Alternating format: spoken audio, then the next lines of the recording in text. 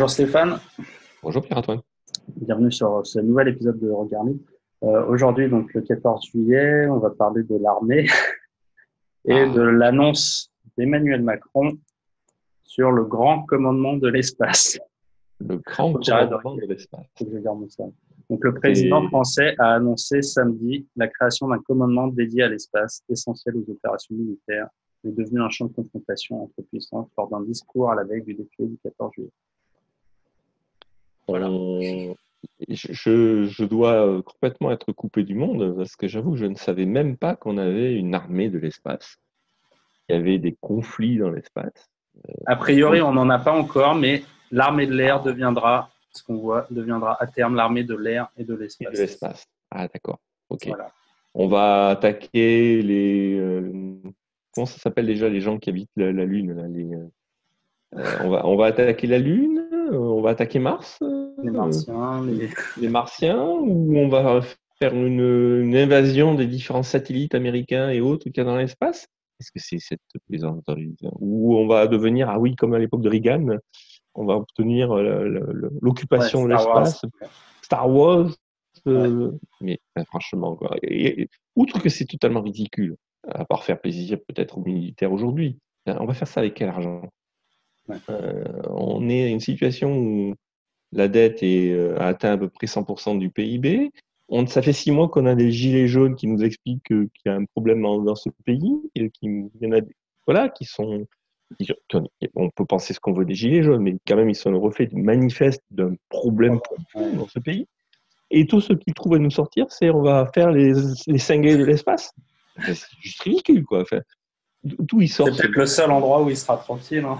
Oui, c'est ça. C'est peut-être oui, peut-être qu'en fait, il veut partir dans l'espace pour être un peu tranquille, Ouais, effectivement. il Non, se mais prend pour franchement. Jupiter, donc il veut retourner dans son milieu naturel. Hein. C'est Mais comment, le royaume des dieux. comment il y en a pas un qui lui a dit qu'il était ridicule. Mais franchement. Et les différents invités du 14 juillet, je n'ai pas regardé, mais je suppose qu'il n'y en a pas un qui lui a pouffé de rire au nez. Ouais. Enfin, Après, sérieusement, comment peut-on imaginer ouais, un truc pareil? ça fait écho à ce qu'avait annoncé Donald Trump aussi sur le fait d'avoir une Space Force, une force spatiale. Il avait Mais, annoncé ça il y a quelques mois. mais Donc je pense qu'il veut oui, mais enfin, se ça s'appelle comparer, se mettre. ça s'appelle du concours de braguette chez Ah non, moi. mais ça, ah oui, non, mais clairement. Enfin, pour moi, C'est, c'est que ça. Trump dit une grosse bêtise, mais en gros, Trump, il a quand même d'autres moyens. Il a Ouais. une présence spatiale qui est d'un autre niveau. Bon, personnellement, je pense que ça reste une grosse bêtise et que l'espace spatial, bon, j'espère bien qu'il ne deviendra pas un espace guerrier. Bon, et on n'y est quand même, heureusement, pas encore. Ouais. Bon, voilà, on n'est pas dans l'espace militaire. Mais alors, sous prétexte que Trump, qui a des folies, etc., tout d'un coup, l'autre, tout petit rigolo, qui n'arrive même pas à la cheville à tout point de vue, a une crise urticaire et doit sortir le même genre de discours. Mais enfin, quand même. Tout ça pour faire plaisir éventuellement aux militaires, leur dire vous êtes important, c'est le 14 juillet, je pense à vous. Mais enfin, quand même. Mais non seulement c'est ridicule, mais ce qui m'étonne toujours, c'est qu'il n'y en ait pas un pour lui dire. Le journaliste qui a fait cet article, il reproduit l'article. Très bien, Après, ok. c'est un article de France 24, donc bon. Mais ils ne sont pas capables d'être critiques, les journalistes. Enfin, franchement, il n'y en a pas un qui va leur dire, mais ok, il a dit ça, mais franchement, c'est juste ridicule. Il n'y en a pas un qui est capable de faire ça. Ils savent à quoi, les journalistes? Ouais, on se demande. Parce qu'il parle, en fait, c'était d'ailleurs ce que je voulais dire quand je regarde, j'étais en train de lire l'article et l'article, les phrases, voilà, on nous balance des assertions, mais sans vraiment les justifier.